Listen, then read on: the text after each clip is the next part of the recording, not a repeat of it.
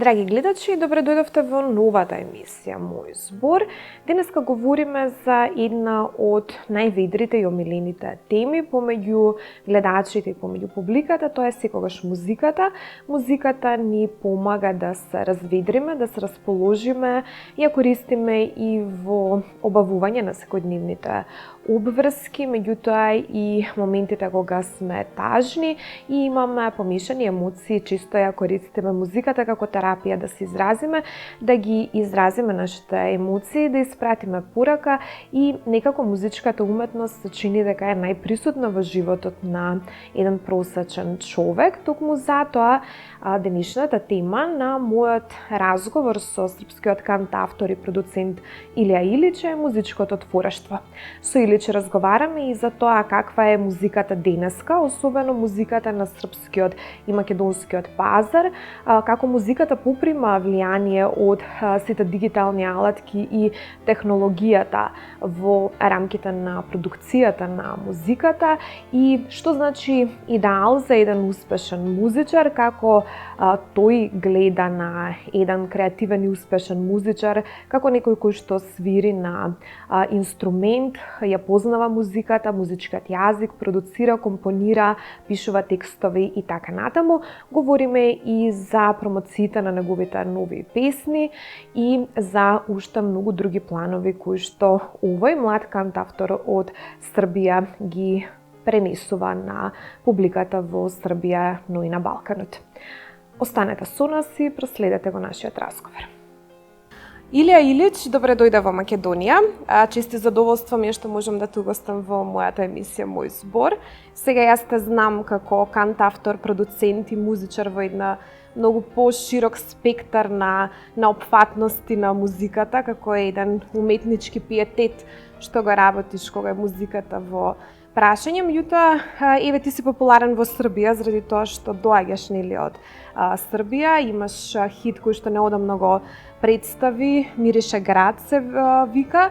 Не знам колку тоа е допрен до македонската публика, па заради тоа во целта на твоето представување пред македонската публика, како воведно и прво прашање би те прашала да се представиш. Кој е Илија Илич? Со што ти се идентификуваш, што работиш приватно и професионално и да ја фатиме таа професионална нота, меѓутоа и таа твоја човечка, приватна, интимна нота, еве да ни ја раскажеш за нашите гледачи да те запознаат подобро.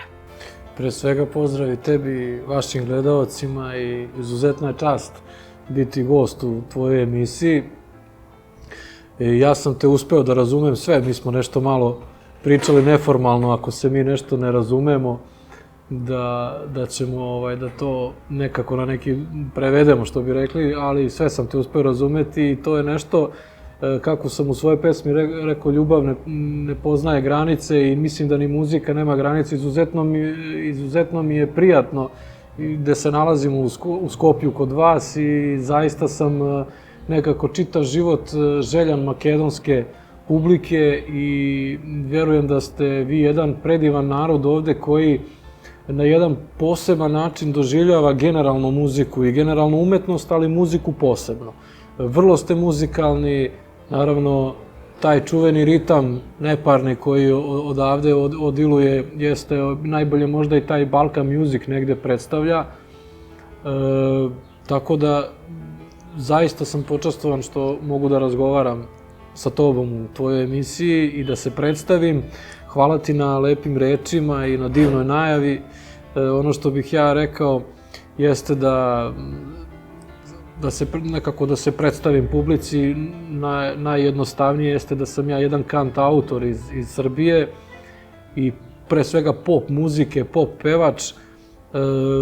Osim toga, uspeo sam u karijeri da osvojim i taj status priznatog umetnika i u tom smislu izuzetna mi je čast da na taj način nekako predstavljam jedan deo iz svoje zemlje i svog naroda ovde kod vas u Skopju kroz tu moju muziku i nekako sve to mi sad evo i u ovom razmišljanju u odgovor na tvoje pitanje daje dodatnu neku odgovornost da taj odgovor bude ovakav.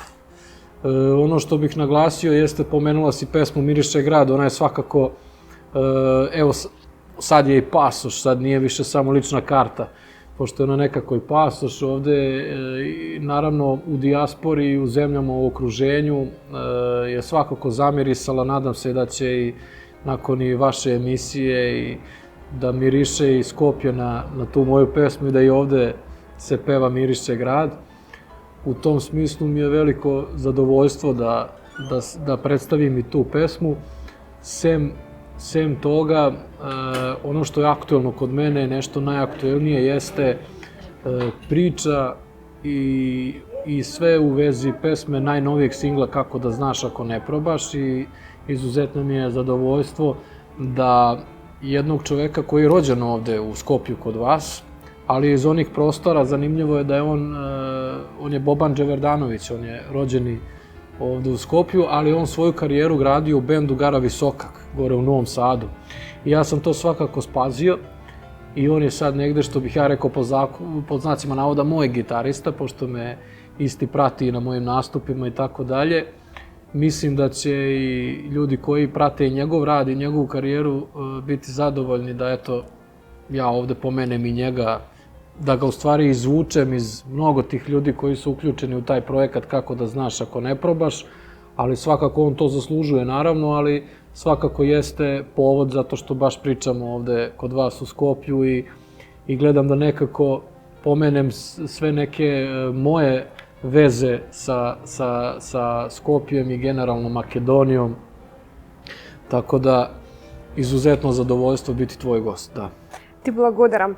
Оно што го споменав јас во најавата е да представив како музичар кој што доаѓа од Србија или српски музичар и така натаму, и самите текстови на твоите песни се изведувани на српски јазик, меѓутоа ти самиот спомена во твојот одговор дека музиката е еден универзален јазик, дека не познава национален јазик, национален пазар и така натаму, и дека практично музиката во овие кризни и тешки времења, не знам дали ќе се согласиш со мене, може да ни го даде тоа единство по кое што мечтаеме.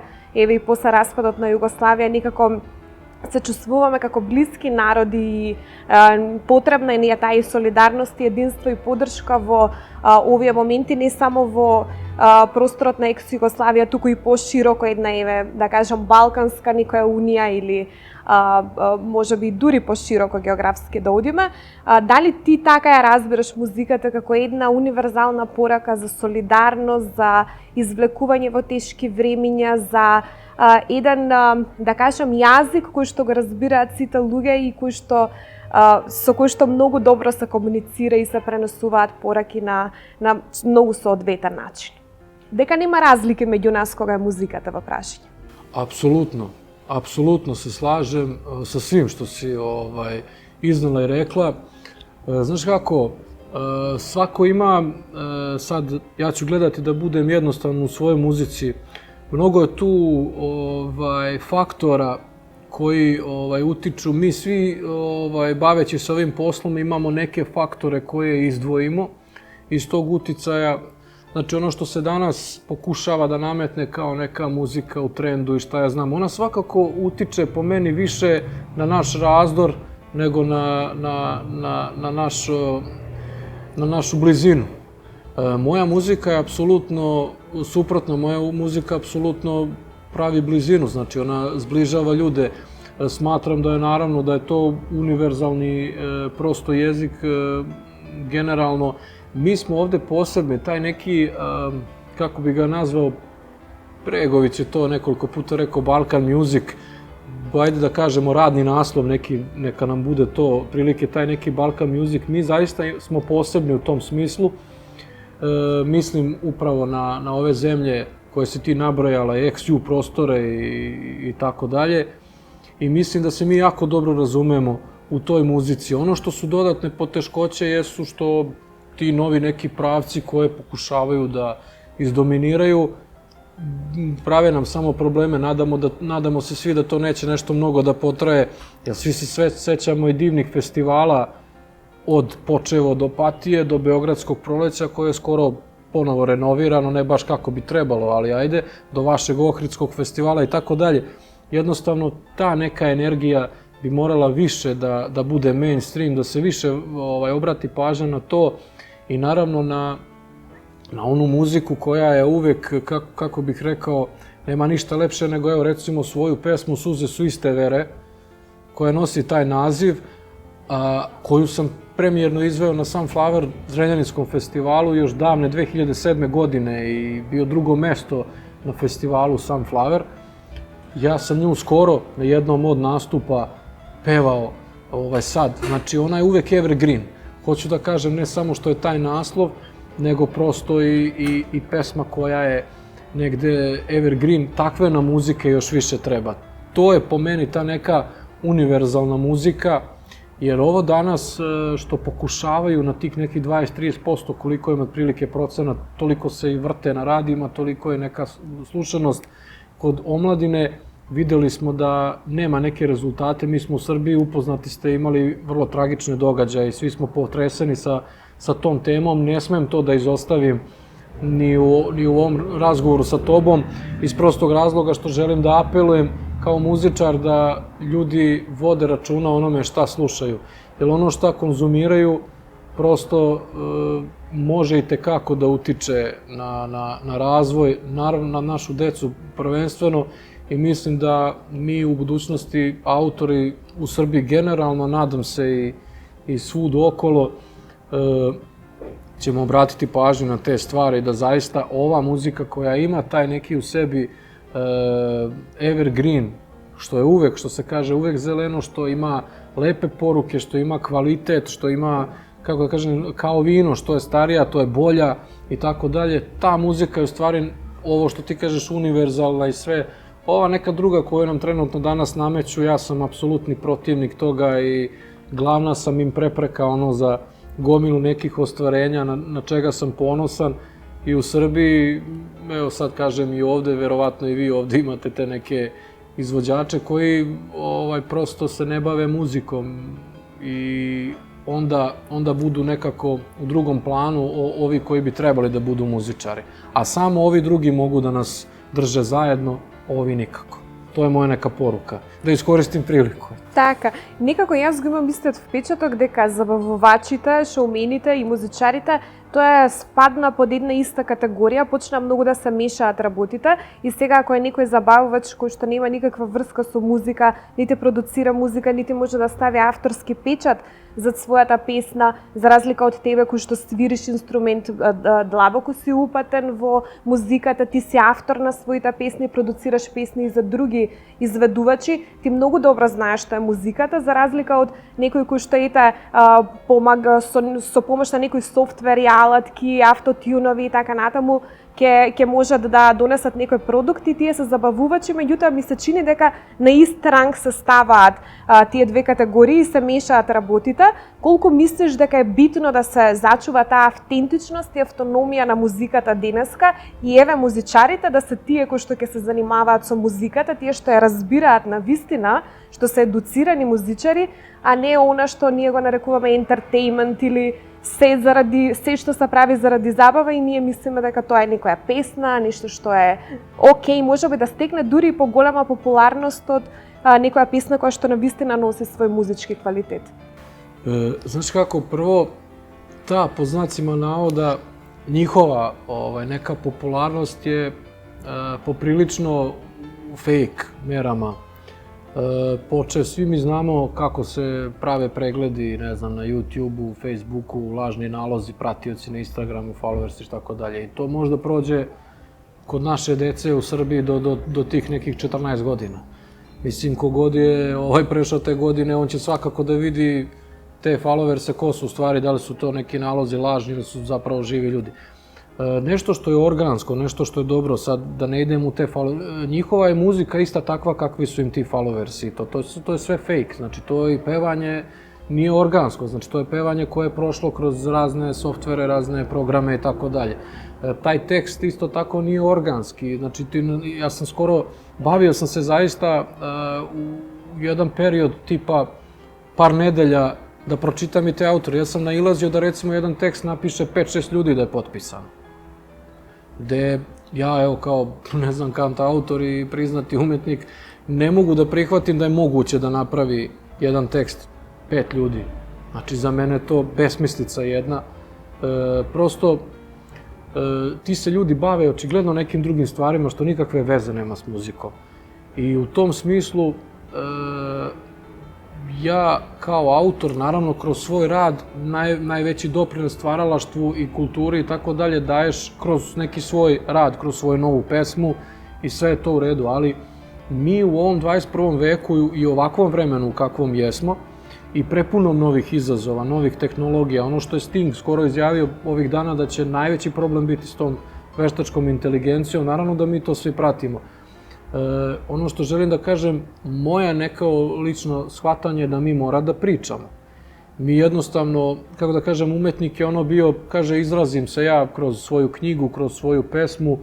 Ja mislim da u ovom vremenu, ovakvom kako su ga podesili ti neki likovi i ne znam, sva ta ekipa, prosto ovi drugi ljudi mora da kažu neki svoj stav. I ja sam od onih koji ću prosto da apelujem na ljude da vode računa šta slušaju, kao što vode računa šta će da jedu, tako treba da vode računa i šta će slušati. I u tom smislu,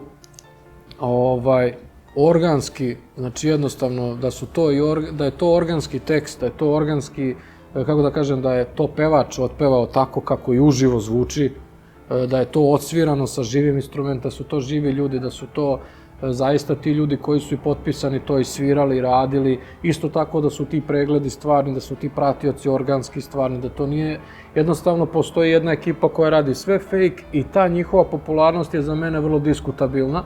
Ona se forsira iz nekih centara, iz kog razloga ne znam, ali ja upravo tvrdim, ovo je najlepša fora da koristim je u tvojoj emisiji već drugi, treći put sad u razgovoru, da nas to razdvaja. I ja stojim iza toga imenom prezimenom da je to nas razdvaja. Ono što treba da nas spaja mogu samo ovi ljudi.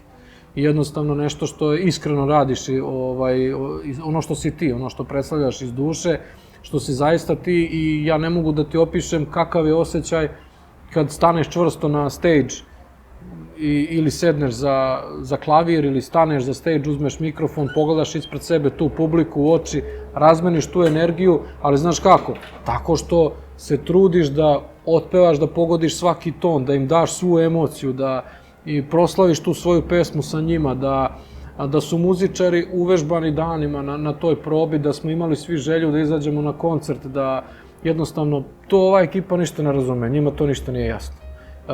Verujem da njima to nije možda ni zanimljivo, slažem se, ali nama jeste i ono što je glavna bit svega i poenta jeste da prosto, ako ti nisi autentičan, za mene kao da nisi ni postojao. Postojali su razni neki stilovi koji su nam se dešavali, znači jednostavno, što bi naš narod rekao u Srbiji, kako došlo, tako i otišlo. I ja mislim da će tako da bude s ovima. Na svetskoj sceni su već onako pošteno se razišli, izljubili pa otišli, ja mislim da će tako da bude i ovde, ali je poenta kad neko traje najveći uspeh da ti možeš da traješ. A ne možeš da traješ ako nisi autentičan, ako nemaš stav, ako nisi ličnost, ako prosto to tvoje nema vrednost. Ja sam najsrećniji u onom trenutku kad mi neko kaže prosto Ilija, napisao si pesmu ko vrđava.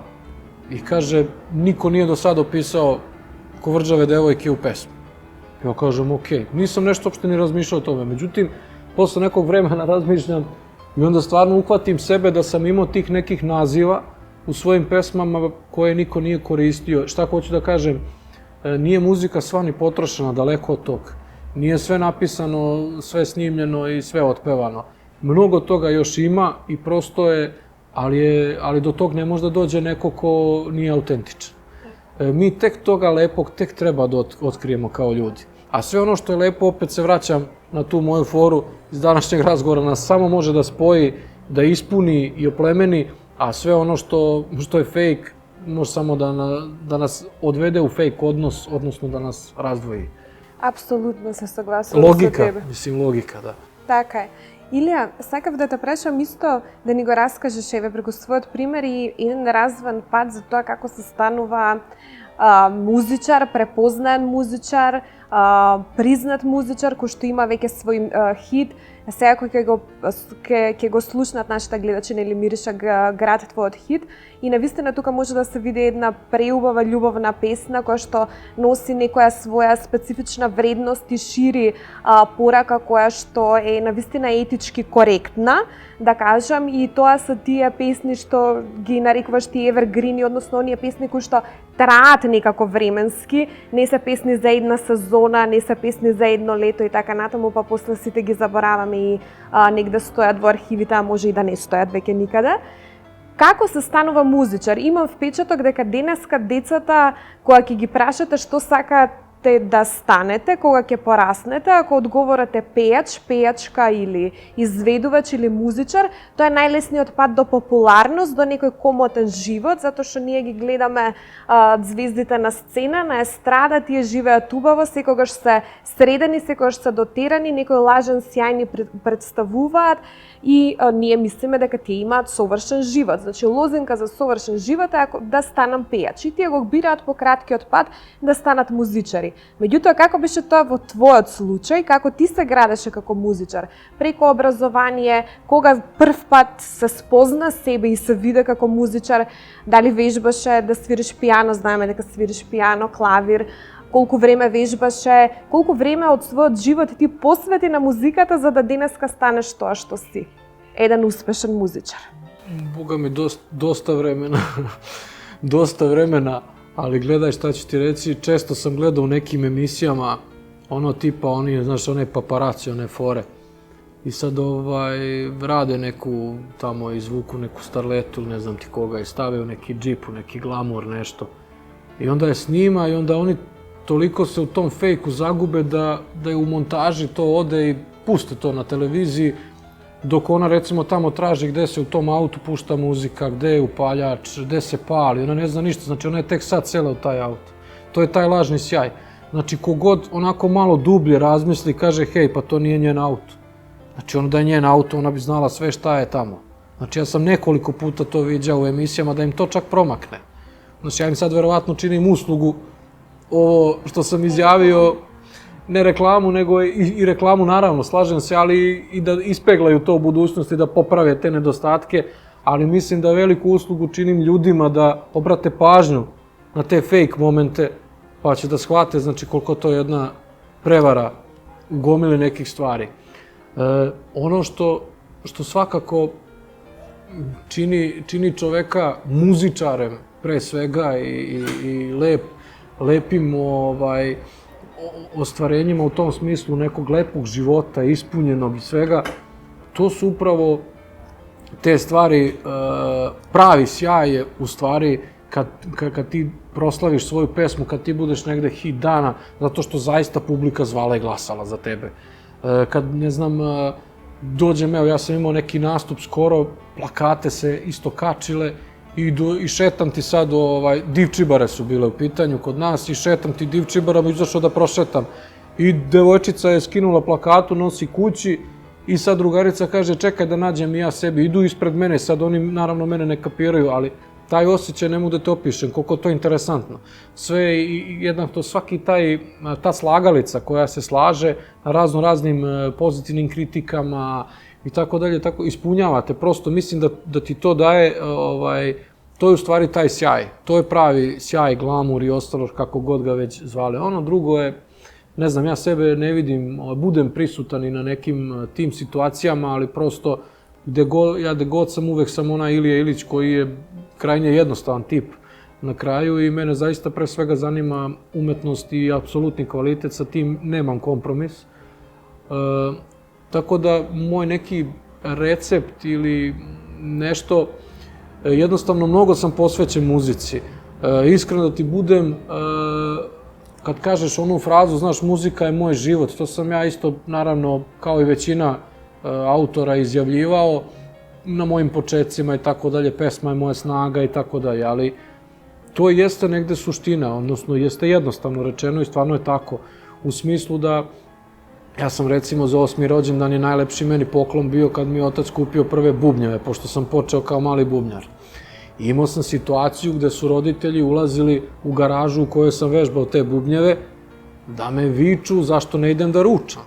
Pa da onda posle 4-5 sati sviranja nakon ručka me viču zašto ne izađem napolje da šutam loptu sa drugarima. I tako dalje, i tako dalje. Znači jednostavno sam imao nekad situacije i kasnije kad sam prešao na klavijature i da komponujem, da sa nekim drugarima, muzičarima, toliko se zaneseš u tom stvaralaštvu muzike, tako da nemaš pojma da li je dan, da li je noć, nemaš blage veze koliko je sati. Otvorimo tipa vrata, izađemo napolje, ono je, ne znam, 8 ujutru. Idemo na doručak negde. Bilo je raznih situacija, naravno, bio si mlad i imao si priliku da to sve uradiš sad kao otac i čovek koji se bavi svakako i porodicom, sve. Pokušavam da upravo sve to radim, ali metaforički sa svojom porodicom. Zato sam ti ja znaš, strašan avanturista, volim da putujem, ispunjavaju me putovanja, upoznajem nove ljude, bavim se svojim sinom, svojim detetom, koji isto tako poprimio dar za muziku i tu sam srećan, ispunjen kao otac, što ga vrlo interesuje muzika. Sa te strane, mada i da ga ne interesuje, opet nikom ništa, bio naravno daleko od toga da ne bih bio ispunjen potpuno. Hoću da kažem, negde ta jednostavnost je recept, ali i živeti sa muzikom. Ja recimo i dok stvaram svoju pesmu, živim sa tom pesmom. Tu pesmu upravo nosim kroz tu svoju porodicu. Nekad sam je nosio kroz to vežbanje od 10 sati udaranje bubnjeva, 10-12 sati dnevno. Onda sam nekad po dan i noć pisao pesme za tim klavirom. A danas je nosim sa sobom, evo dok dođem do Skopja da razgovaram sa tobom. I nosim neku pesmu sa sobom. Znači jednostavno onaj ritam života i ono neko odrastanje koje te nosi ne znači da ti treba da napustiš tu svoju muziku kao autor. Mi umetnici prosto nekim drugim bojama doživljavamo ovaj svet i malo drugačije to sve vidimo. Ja lično, eto tako i dalje sam onaj Ilija koji trenutno sedi i vežba taj klavir, međutim vežbam ga tako dok vozim svoj auto, dok pričam sa svojim detetom i tako dalje, ja i dalje kroz to vežbam na neki način klavir. Mislim da je, osim te vežbe, jako bitno generalno slušati muziku. Mislim da je negde, mnogo je izjava kolega i koji su mnogo bolji od mene i uspešniji u karijerama svetskim i tako dalje, da je možda najbolja vežba u stvari slušati muziku, dobro slušati muziku. Znači, koncentrisati se na ono što slušaš. Meni je to mnogo pomoglo. Ja zaista volim mnogo da slušam muziku. Vi ovde ste jedan, kako da kažem, izvorište jednih ljudi poput, ne znam, Vlatka Stefanovskog, Tošeta Projeskog. To su neke dimenzije. I ja to volim da čujem. Recimo, Tošeta čitav život sam obožavao i obožavaću i rado pevam njegove pesme i dan danas na svojim nastupima. Opet Vlatko ima taj svoj udarac na toj žici, što bi rekli, prepoznatljiv i melos i zvuk i sve. Mislim da to su i te neke autentičnosti, ali u tom smislu i slušati muziku je jednako isto bitno kao vežbati, ali je opet najbitnije živeti sa tom muzikom zaista i živeti za muziku, za dobru muziku. I u tom smislu, u tom trećem segmentu, kad živiš za muziku, gledam opet da izbegavam neku lošu, jer zaista može da utiče, zaista može da te smetne sa puta, a opet s druge strane ne volim ni da konzumiram nešto što je preteško. Jednostavno onakav kakav si u životu, takav si i u muzici, u svemu. Apsolutno. Има таа доследност помеѓу личност и она што го работиме и она што го твориме, просто се пренесуваме себе си во секој сегмент од тоа што го градиме. Сосема кратко на крај во интерес на времетраењето на емисијата. Како ја доживуваш македонската публика? Ми рече дека има некоја специфична енергија врзана со македонската публика и токму од таа причина голем број од српските изведувачи, пејачи, музичари сакаат и инсистираат да настапуваат пред македонската публика. Како ја доживуваш ти? Дали ти е тебе предизвик и дали еве планираш пред македонската публика можеби да изведеш некој концерт или да се представиш со некоја песна и така натаму? Што се твоите планови? Da, imao sam u nekoliko navrata saradnju sa tvojim kolegama u intervjuima, što na radijima, što na par nekih medija, ali ništa to nije bilo nešto veliko za Makedoniju. I imao sam jedan razgovor divan, pomenuo sam taj vaš Ohridski festival čuveni, imao sam i tu neke razgovore i tako dalje. Znači uvek je nešto otvoreno. Naravno da planiram, da mi je želja da se pojavim u Makedoniji u smislu živog nastupa, koncerta. I to bi baš voleo da se desi. Ne mora to da bude ovo leto ili ne moram da žurim sa tim. Neka se desi kad se desi. Ali bi zaista voleo da se pojavim. I zaista bi voleo da nastupim ovde. Mislim da ono što mi komentarišemo u Srbiji i što ću ti ja sad preneti kao muzičari i umetnici, tako dalje, vi ovde u Makedoniji ste zaista posebna publika. Sad to ti ne pričam sad zato što sedim tu sa tobom i radim intervju, ali to je zaista tako. Ja, kažem, dolazim iz Srbije, verujem da kod nas u Srbiji, gde god da nastupiš, nema taj šmek, doživljaj, to što vi, vaša publika, kako oseti tu pesmu. Kako oseti taj ritam, pre svega. Vas negde baš obiluje taj ritam, to nešto imate, Sedmosminska. To, taj neparni ritam. To, osim tog, mislim da ljubav prema muzici je tolika u Makedoniji da ja ne znam, nisam video da jedan narod toliko voli pesmu, toliko voli muziku. Meni ne da je to super, nego ja bih voleo da je to svud tako. Znači da kad bi u mojoj zemlji i u zemljama ostalim tako voleli muziku, gde bi nam kraj bio. Mi dolazimo u situaciju da kod nas, ne znam, da ne pominjem političare, informativu i ostalo, da su veće zvezde od nas političari, da možda nabroje ljudi iz neke partije, tamo ne znam koliko funkcionera, ne znaju sastav benda nekog. Nekad je to bilo obratno. Ne kažem da trebaju da znaju, ali ajde ako ne znaju ove, ajde ne znaju bar ni one, onda da ne znaju ništa. Nekako mi nema logike da ove znaju po imenima i tako dalje, a da neke druge ne znaju. Mnogo je lepše bi bilo da ove znaju da se vratimo u taj fazon, da to nekako uspemo da vratimo na te staze.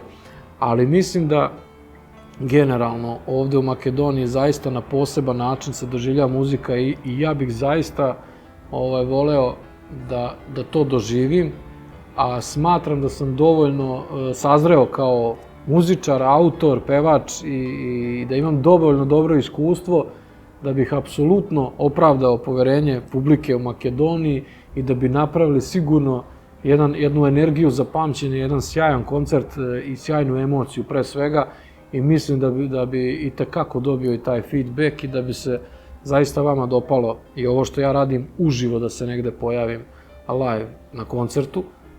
Tako da jedva čekam da se to desi i verujem da će se to desiti. Kad god se desi, dobrodošlo. Ne mora da žurimo. Ние навистина сме гостолюбиви многу и срдачно ги прифаќаме сите гости, особено уметници, особено музичари кои што ни доаѓаат, така што се надевам дека македонската публика срдачно ќе те пречека и кога ти ќе се појавиш на концерт или на некој фестивал. Драго ми е што преку ова интервју гледачите имаа можност да те запознаат тебе не само како музичар, туку и како некој кој што навистина критички размислува и за општествените феномени, за музиката и за импактот што го има музиката и музичарите воопшто врз општествените случувања и креацијата на општествените вредности. За мене беше навистина уживање да го водам овие разговори, да ги слушам твоите одговори и се надевам дека ќе имаме следна прилика за соработка. Hvala tebi, meni je bilo tim veće zadovoljstvo sa tobom razgovarati i zaista mi je čast da budem u tvojoj emisiji. Благодарам. Како што ќе истакне и мојот денешен соговорник, музичар значи вештина, значи многу образование и работа на себе. Скоро цел живот еден музичар го посветува на образование и на доградба на музиката и тука многу не помага технологијата, односно алатките кои што ви помагаат или да го исправите гласот, или да напишете некој текст, или да компонирате музика. Сепак тој е поборник и апологет на она класична школа дека музичарот мора да има својата креативност и да работи на својата креативност преку посветеност и едукација кон музиката и да ја буди постојано својата инспирација. Тоа е за него дефиниција за успешен музичар и само такви музички форми, односно таков однос кон работата, кога е музиката во прашање, може да донесе некои трајни вредности и трајен обстанок на музичката сцена. Го следавте мојот денешен разговор со српскиот кантавтор и продуцент Илија Илич, а јас ви закажувам повторна средба веќе следната сабота со нови теми, нови гости и нови содржини. Пријатен викенд!